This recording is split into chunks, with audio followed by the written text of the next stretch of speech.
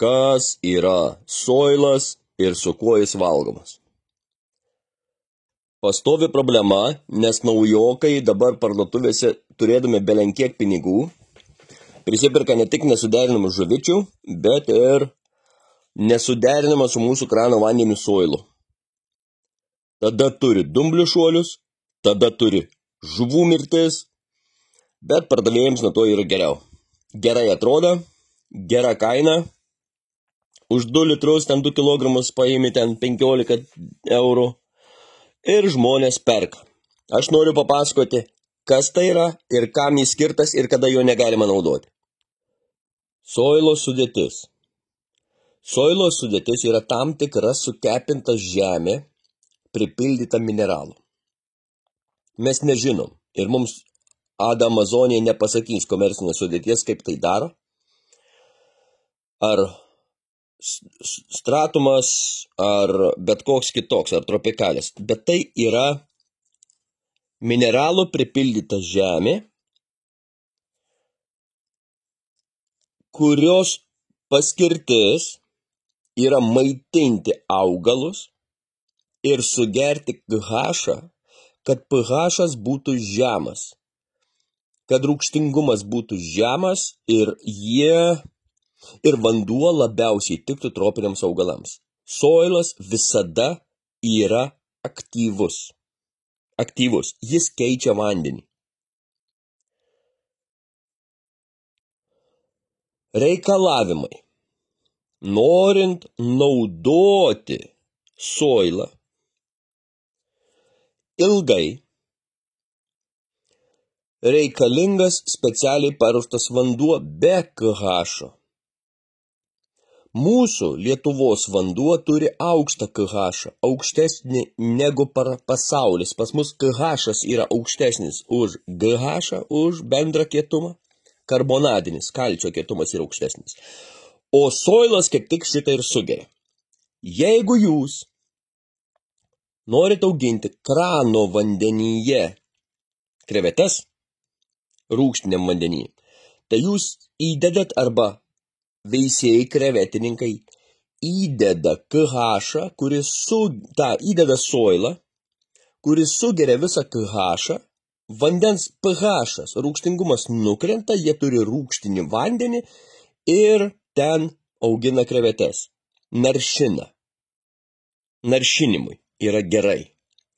Ne visų, karidina krevečių, bet toks soilas sugėręs visą vandens pH, lietuvišką, aukštą, jis labai greitai prisipildo ir jį reikia pakeisti. Nepakeitus vandens, neparuošus vandens, soilas gali prarasti savo savybės po pusę metų. Prisigerti lietuvišką karbonadinę pH, užsikišti ir nebekeisti vandens. Tai nereiškia, kad jis nebus tinkamas augalams, tam tikriems. Bet jis nebeturės tos paskirties. Dėl to soilui pilamas osmosinis vanduo su GH druskomis. Visiems soilams, kurie keičia rūgštingumą, kurie turi buferį. Dabar soilo naudojimo pliusas yra toks, jeigu tu nori turėti greitą skeipą su estimate index tręšimu, kai kiekvieną savaitę yra tręšiama, kai kiekvieną savaitę kasdien yra tręšiama, kai kiekvieną savaitę yra keičiama 50 arba 80% vandens ir tu nori, kad greitai užaugtų pieva ir taip toliau, kad greitai augtų, bujotų jautrus augalai, vadinamiems skeipams, aktyviems.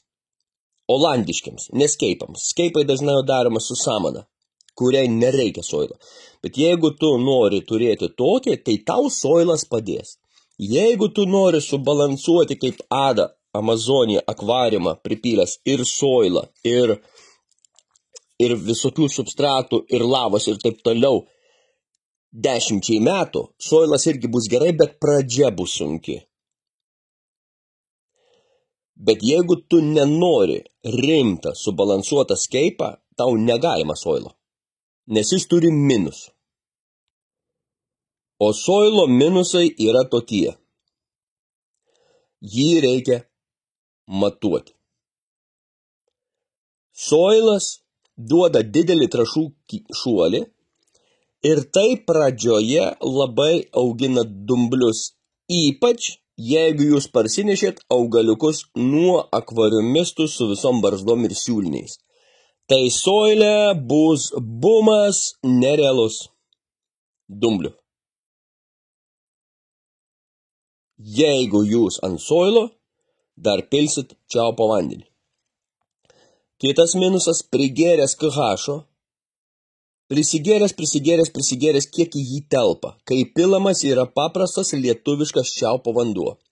Soilas nustoja gerti ir jį atidavinėja. Ir taip, liudijimų yra labai daug, nuo Gintaro Klimaičio iki ko nori. Atidavęs didžiulį kiekį, kartu iš soilą ir nitratus, jis žudo gyvūnus. Krevetės, žuvis krenta kolonijom. Ir išsinaudojęs soilas subyra ir praranda pirminę formą rutuliukais, palieka smėlių.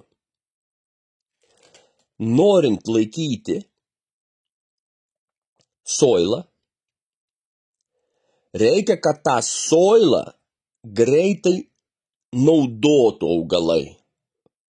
Ir pradžioj neleisti net gyvūnų mėnesį, kol jis atiduoda masę pagrindinę, maisto medžiagų, ir kol augalai tą masę sugėrę paauga. Tam reikia didelės šviesos, tam reikia subalansuotų trąšų, tam reikia daug augalų. Vat visą kilimą, visą dugną reikia apsėti, tada jie greitai paaugs. Tam reikia daug kirpimo. Tai visiškai netinka lėtam ilgam akvariumui. Aš turėjau krevetyną su turbūt pačiu aktyviausiu pasaulyje soilo Ada Amazonė Powder, pirmą versiją. Ir tas akvariumas man pralaikė bendrai 4,5 metų. 3 metus pilant tik tais osmosinį su KH druskom. Veikia tobulai, nebuvo jokio dumbliuko. Šviesa buvo vidutiniška. Bet reikia suprasti, kad tam reikia osmosinio vandens su KH druskom. Aš esu labai daug brudą girdėjęs apie Ada Amazonė soilą, kad jis įskydo paleido. Taip, bet aš tai girdėjau iš tų žmonių, kurie ant Adas Amazonė pylė ne osmosiniu vandeniu, o čiaupą. Čia jų problema, ne soilą. Tai jeigu tu nenori labai greitas kaip ir nesi patyręs, tai soilas yra ne tau. Dabar jeigu tu jau turi soilą, duok jam išsivedinti prieš leisdams gyvūnus ir stenkis pilti osmosiniu vandeniu arba distiliuotas su KH druskom. Tų druskų nusipirkus bakelį, tą indelį ir naudojant mažam akvariume jau užteks tau 5 metams ir liks.